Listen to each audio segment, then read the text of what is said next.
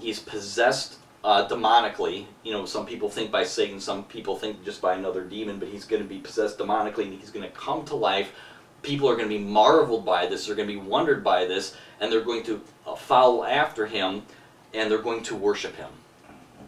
So, and the fact that it comes out of the abyss, the King James translates it as the bottomless pit, is basically the demonic realm. And it says that he will, and if we keep reading in verse 8, it says, eventually says that he will go to destruction, he will go to hell. And in Revelation chapter 20, we find out that he goes into the lake of fire, which is eternal hellfire. The verse 9, when it says, here is the mind which has wisdom. If this type of language sounds familiar, wisdom, it's the same language that's used in Revelation chapter 13 when John reveals that those who have wisdom, the mark of the beast is going to be 666. So what he's doing here is, for those who have wisdom, for those who are able to understand, he's going to explain what these images mean. The 7 heads are 7 mountains which the woman sits. The word for heads literally means 7 supreme heads. Like, for instance, Jesus is head of the church. These are 7 heads, or 7 kingdoms that are basically headed over the world at some point. And these 7 heads are 7 mountains. It can be translated hills as well. But these are not talking about literal mountains. So it's not, because a lot of people think that this refers to the city of Rome. But may not strictly be Rome, and I'm going to explain this in a little bit. The words, when it says 7 mountains, refers to 7 kingdoms and their kings. Notice down in verse 10, the very next verse, it says, and they are 7 kings. So the 7 heads, or the 7 mountains, are 7 kings or 7 kingdoms. And I think I have that up on the board. Yeah, 7 mountains, 7 kingdoms. And in verse 10, it says, 5 have fallen, 1 is, 5 have fallen, 1 is, and the other is yet to come. And when he comes, he will reign for a little while. Okay, so they're breaking down these 7 kings, or the 7 kingdoms, and it says 5 have fallen. Well, who are these 5, and how is it related to the 7? Well, these 7 refers to 7 great world empires throughout human history. And the 5 that have fallen, the ones that are in John's past, is Egypt, Assyria, Babylon, the Medo-Persian Empire, Greece. These are the 5, because these are ones that had dominated the world in human history, but they have fallen. And the one that is Rome, because in John's day, the Roman Empire ruled the world, or at least that large section, of the European and Asian world at that point in time. And then it says the other one which has not yet come, the Antichrist. So we know that what was taking place when John is writing all this down and having these visions, the Antichrist wasn't around during this time, because a lot of people think that the events of the book of Revelation happened in the 1st century. But he's saying the ruling of the Antichrist is yet to come. It was going to be in John's future, and it's still going to be happening in our future yet. So the events of the book of Revelation are not actually happening yet. And it says that he will remain a little while. And this little while is referring to the last half of the tribulation period. For example, in Revelation chapter 12, verse 12, John writes, for this reason rejoice, O heavens, at you who dwell in them. Woe to the earth and to the sea, because the devil has come down to you, having great wrath, knowing that he only has a short time. And in Revelation 13, verse 5, it says, there was given to him, meaning the Antichrist, the mouth speaking arrogant words and blasphemies, and authority to act for 42 months was given to him. 42 months is equivalent of 3.5 years. So this is a time period that he's talking about right now. So the Antichrist is only going to be able to really rule effectively over the earth for 3.5 years, the last 3, because midway through the tribulation period, this is when the Antichrist is revealed. This is when people begin to know who he is, and at this point it's too late. You either take the mark of the beast or you're killed. But he's only got a short period of time. He's only got 3.5 years before Jesus comes back and throws him into the pit. And in verse 11 it says, the beast which was and is not is himself also the eighth and one of the seven, and he goes to destruction. Okay, so let's break this down a little bit.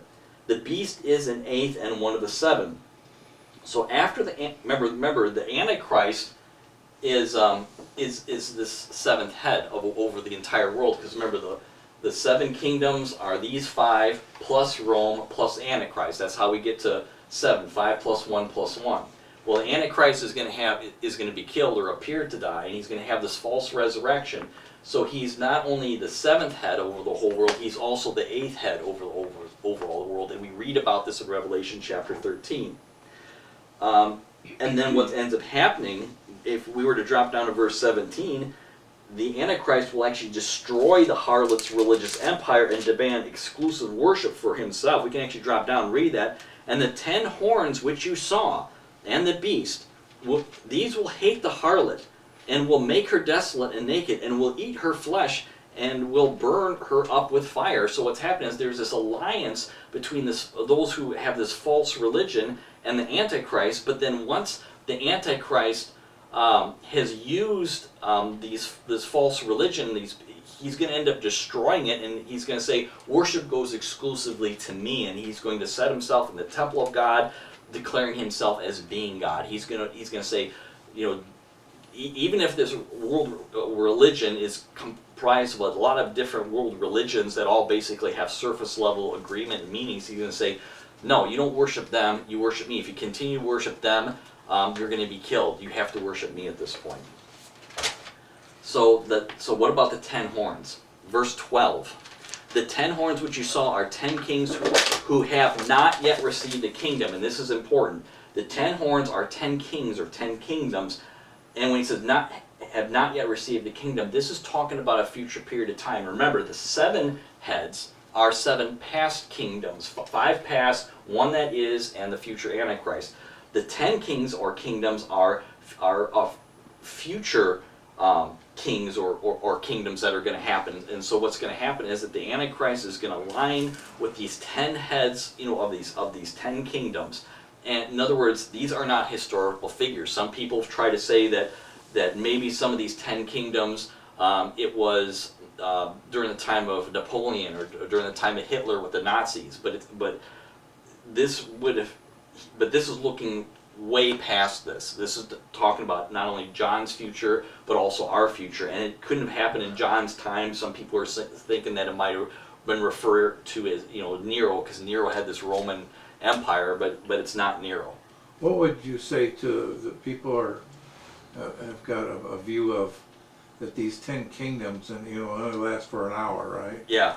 That it could be like financial institutions. People are ahead of them. There's so many different ones that they come up with that all 10 of them give him the They whole could- power. yeah They yeah kind of surrender. Yeah. I don't know. that they're Yeah. only going that they're the richest people in the world, Yeah. or they've got like maybe like a George Soros Yeah. or a Bill Gates or whoever so that they're saying maybe it's since these are just very briefly that they're going they're ruling the world, but they're not really a kingdom as far as land goes, Right. No, because this Antichrist is going to be, he's going to have like a satanic powers. And of course they are afraid of him. Yeah, well, like I said, to answer what you're saying, like it says, it doesn't get specific as far as what these kingdoms are. The only thing it says that these kingdoms are going to be ruling the entire world, Yeah. and they're going to be head, over political and economic and religious, and the religious is more specifically, the harlot. So it's not necessarily people; it could be an organization. Yeah, it can be organizations. Or like this intelligence. well, one could be Yeah. Catholic Church, I mean, that's like the beginning right now. Yeah. Makes you wonder. Yeah. Yep. Yeah. Yeah, and somebody brought up about the Catholic Church. We don't know for sure if it's going to be them or not. This is something that has been pushed by a lot of different organizations. even Seventh-day Adventists. Ellen G. White was the leader of the Seventh-day Adventists, and she was rabidly anti-Catholic. But the Pope It depends is wanting to have all-inclusive, right? Yeah. Well, He's been going out with the Muslims and everybody else and saying the one world religion. right. Well, but, yeah, but depends who's the Pope gonna be then. Well, another thing too is we have to be careful about reading some of these things into Scripture when it's not really clear. Like I says, now anything is possible because we have to then look at if they're trying to what their purpose of unifying for, because unity is good, but unity can also be bad. Islam claims to be very unified, but they're a false religion. You can't include them in with Christianity. Well, there's actually something. Christianity is the only one that. yeah, Well, there's something called Chrislam, and what it is, it's an attempt to actually combine Christianity and Islam together. It's called Chrislam, and there's actually different centers that are around the world, even in the Middle East, where they're actually trying to create this thing, and this is pointing towards a one world government. right. What was I going to say? There was another direction I was going to go, but the point is, we have to be careful of reading things into Scripture, because Ellen G. White was rabid about this, and it's being advanced, like it says, by Seventh-day Adventists and other groups, but it's not specific. Now, it is possible that these different groups could join, this one world Yes. order in the future, but like it says, we can't be dogmatic about that. Yeah, they're joining, and they're not gonna have a denomination, and it's gonna be just one world order. And they are going to be against the true Christians. So, Yeah. So. and I think this happens, and they are blinded, all these other religions, because that is God's will, because they have fallen for the truth, from the truth, and they are, Yeah. So, and at the end of verse 12, it says that they will receive authority as kings with the beast for 1 hour. So this future kingdom that hasn't happened yet, they will receive authority as kings, or heads, with the Antichrist for 1 hour. Now, when we think hour, we think 60 minutes, but that's not how the word is always used in the Bible. The Greek literally is oros, which literally means a definite time, appointed time, or a specific moment. For example, when we say, "I'll be back in just a minute," that doesn't necessarily mean that we're going to be back in a literal 60 seconds. It might be less than that. It might be more than that. We're basically trying to communicate to the person, we're going to be back soon. And that's all John is saying here when he says for an hour. He's using this in the same way. For example, in Revelation chapter 3, verse 10, you don't have to go there, but he's writing to he's writing to the church of Philadelphia. Because remember, there are 7 churches in Asia Minor that John is writing to, that Jesus commands him to write. And only 2 of them are faithful to the point that he doesn't say anything negative. The Church of Smyrna and the Church of Philadelphia. In the Church of Philadelphia, he says, because of your faithfulness, you'll be kept from the hour of testing. And this is why we know the rapture is going to take place, because the Church of Philadelphia represents the faithful church. And the word for from, ek, it literally means out of. And the word for hour, or aura, literally means a specific period of time. So he's saying you are going to be taken out of that time period before hell really goes on the earth. And the word for testing means trial or temptation. But here when he says in verse 12, when it says that the beast will only be around for an hour, it's talking about these last 3.5 years. And we can read about this in chapter 11, verses 2 to 3, chapter 12, 6 to 14, chapter 13, verse 5 that we read earlier, and in chapters 18, verses 10 through 19, which we're going to get to when we go to a future Bible study. Lastly, in verse 13, this kind of sums everything up. It says, these have one purpose, that they give their power and authority to the beast. So these 7 heads, these 10 future kingdoms give authority to the Antichrist.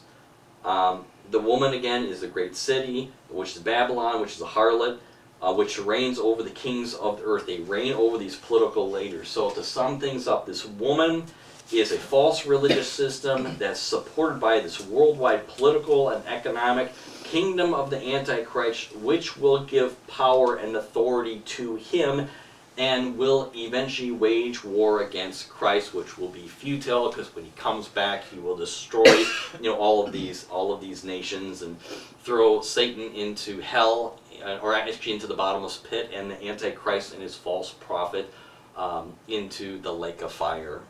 So for our next Bible study, what we're going to do is we're going to continue with chapter 17, talking about the victory of the Lamb, which foreshadows chapter 19. We're going to talk about how that works together. And then in chapter 18, we're going to go through the first 8 verses about Babylon, this harlot, this false religion, how it falls, and how it falls to the point where the Antichrist will demand worship completely to him.